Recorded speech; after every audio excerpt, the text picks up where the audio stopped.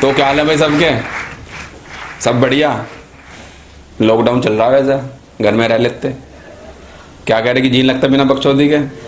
कभी फैन हो रहे हो मैं तो चलो शुरू करते हैं यार, जब जी नहीं लगता तो।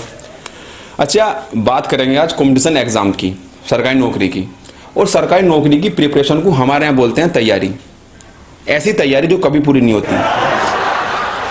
तो एक दिन पापा ने मुझे अपने पास बिठाया, बड़े प्यार से बिठाया और बोला कि बेटा ऐसा है कि मेरा एक ख्वाब है कि तू सरकारी नौकरी करे। तो मैंने बोला कि पापा जब तक ये दुनिया है ना, जब तक ये चांद तारे हैं, जब तक ये सूरज है, दो लोगों का ख्वाब कभी पूरा नहीं होने का। मैं कहा एक तो आपका, एक पाकिस्तान का। बस फर्क इतना है कि मुझे मेरी औकात का पता है, वो अपनी औकात भूल चुका है। देख रहे हो लेवल भाई की कॉमेडी का? सीरियस सटायर लग रहा है आज, शुरू से ही एंड तक लगेंगे। तो पापा ने 2 कान के लिए चांटे मारे, 4 कमर में कोनी, और बोले कि ऐसा है अभी तुझ सुधारने के लिए ना मैं जिंदा हूँ, और पाकिस्तान के लिए मैंने रखा है मोदी जी को, ठीक है ना। तो एक बात मैं आप लोगों को बता दूं सबको जो यहाँ बैठे हैं कि बाप बाप होता है, बाप से बकचोदी नहीं, बिल्कुल। तो हमने भी तैयारी शुरू करी सरकारी नौकरी की। अच्छा, जो ये तैयारी की गलती थी ना, बचपनी गलतियों से भी बड़ी गलती थी। क्योंकि पापा को लगता है कि जी का क्या होती है, कि देश का राष्ट्रपति कौन है, ताजमहल किसने बनवाया था, सूरज किधर से निकलता है, उन्हें पता ही नहीं लेवल का। वो जी रहे हैं 70s में। अब जाकर उन्हें कौन बताए कि पेपर में सवाल आलिया वाले नहीं, आर्यभट्ट वाले आते हैं। उन्हें पता ही नहीं लेवल का। उन्हें पता ही नहीं है कि पेपर देख के नोबेल प्राइज वाली गांड फट जाती है, उन्हें नहीं पता। और एक बार ना तुम गलती से अगर इस फील्ड में घुस गए तो भाई साहब ये गलती ना तुम्हारे गले की हड्डी बन जाएगी। वो हड्डी जो ना निगलते बनेगी ना उगलते बनेगी। तो एक दिन ऐसी मैं 12 घंटे की पढ़ाई के बाद रोड पे निकला थोड़ा फ्रेश होने के लिए, तो मुझे शर्मा अंकल मिल गए। अब शर्मा अंकल है बकचोद, और बेटा क्या कर रहे हो आजकल? मैंने कहा अंकल कुछ नहीं, वो बस नौकरी की तैयारी कर रहा था, सरकारी नौकरी की। बेटा 6 साल से तैयारी तो कर रहे हो, अगर इतनी तैयारी ओलंपिक की करते ना तो इंडिया के खाते में एक मेडल आ जाता। मैंने कहा अंकल ऐसा है, आप मेरी तैयारी की छोड़ो, आप अपनी बेटी में नजर रखो। उसने ना जूस वाले के साथ भागने की तैयारी कर रखी है। और चलो हाँ, किस किस ने कौन सा एग्जाम का पेपर दिया है? जिन्हें दिया है उन्हें पता है कि कैसे कैसे क्वेश्चन आते हैं, और जिन्होंने नहीं दिया उनके लिए मैं खड़ा हूं, उन्हें मैं बताऊंगा। तो ध्यान सुनना, 4-5 एग्जाम्पल दूंगा। कि सूरज अपने घर के लिए निकला, उसका मुंह उत्तर की तरफ था। वो 1 किलोमीटर चला, फिर दाएं मुड़ा, फिर 1.5 किलोमीटर चला, फिर बाएं मुड़ा, फिर दाएं बाएं दोनों मुड़ा, फिर 3 किलोमीटर चला। तो अब बताओ कि सूरज का मुंह किस तरफ है? मैंने कहा यार मुंह की छोड़ो, पहले से घर पूछाओ। मतलब बंदा रोड पे दोपहरी में 6 घंटे से घर ढूंढ रहा है, तो मैं मुंह की पड़ी है? नहीं, मतलब 2 बातें हैं भाई, या तो वो अंधा है या उसके पास गूगल मैप नहीं है। मतलब कुछ भी पूछ रहे हैं कि 4 आदमी एक दीवार को 5 दिन में बनाते हैं, तो 5 आदमी उसी दीवार को कितने दिन में बनाएंगे? मैंने कहा सवाल ही गलत है भाई। जब दीवार एक बार बन ली तो उस पर लैंटर डालो, उसका प्लास्टर करवाओ, पीओपी करवाओ, फर्श करवाओ, मतलब है कि उसकी तुम दोबारा दीवार बना रहे हो?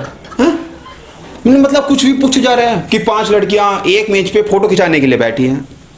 अब जो रीमा है वो सीमा के दाईं ओर और बिंदु के बाईं ओर है, और जो मैरी है वो गीता और विश्वास के बीच में है। तो बताओ कि दाएं से दूसरे स्थान पे कौन है? यार पहले तो ना मैं ये दाएं और बाएं में बहुत ज्यादा कंफ्यूज हूँ। मतलब मैं एग्जाम हॉल में बैठ के ना, वो वाला कौन सा मुहावरा है वो, कि ये मेरे बाएं हाथ का खेल है, बाएं यानी कि उल्टा। और जो रीमा है वो बाएं हाथ पे है, और सीमा मैरी के बीच में है। और चलो मैंने बता भी दिया कि मैरी कहाँ बैठी है। जब तक मेरी कॉपी चेक होने जाएगी तब तक मैरी की लड़ाई होगी रानी से, और वो जाके सीमा के पास बैठ गई तो नहीं यार, या तो उन पे नजर रखने कोई आदमी रखो, या उन्हें सीट से बांध दो। बाद में मेरी गारंटी नहीं है। मतलब कुछ भी पूछ रहे हैं। एक सवाल वो आते हैं कि एज्यूम, मान लो शीला सुरेश की बीवी है और प्रशांत की बहन है। मैंने कहा रुक, पहली बात तो ये कि मानते हैं अपने बाप की नहीं, बिना 4 को नहीं खाए। और दूसरी बात ये, जो शीला है ना वो सुरेश की बीवी नहीं है, वो उसकी बहन है। बीवी वो प्रशांत की है। अब यार सुरेश साला है मेरा। मतलब इन्होंने तो रक्षाबंधन सौगात का मतलब ही बदल दिया। मतलब अगर इनकी मैं मान लूँ ना तो मेरे बच्चा ना तो जाऊंगे सरकारी नौकरी के चक्कर में। कुछ भी पूछ रहे हैं। और एक सबसे भंड सवाल आज तक का, जिसने मेरी जिंदगी खराब कर दी थी, कि कुछ प्रशांत राहुल हैं, कुछ राहुल गांधी हैं, और सभी गांधी बांट रहे हैं।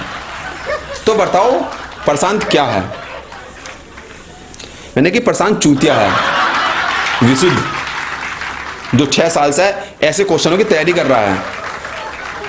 और मतलब ऐसा ना बहुत कम होता है कि भगवान की दुआ से कुशल मंगल तुम्हारा पेपर हो जाए, नहीं तो एग्जाम से ना एक रात पहले खबर आएगी कि पेपर में से कुछ क्वेश्चन आउट हो गए। नहीं मतलब ये ऑस्ट्रेलिया से मैच चल रहा है कि ये आउट हो गए, और फिर तुम्हें याद आता है तुम्हारा दूध वाला, यार दूध वाला सही बोला था, कुछ तो जुगाड़ था उसका पेपर में, उसने सबको पानी नहीं पिला दिया। और अगले दिन मैंने दूध वाले से पूछ भी लिया, यार तेरा कुछ जुगाड़, तूने कुछ सीरियसली बताया नहीं। बोला भैया हमने तो आपको सीरियसली बताया था, आपने सीरियसली नहीं लिया, आपके सिर पे भूत सवार था, नौकरी करेंगे तो मेहनत से करेंगे। भैया मेहनत से ना सिर्फ दूध बिक सकता है, सरकारी नौकरी नहीं लगती।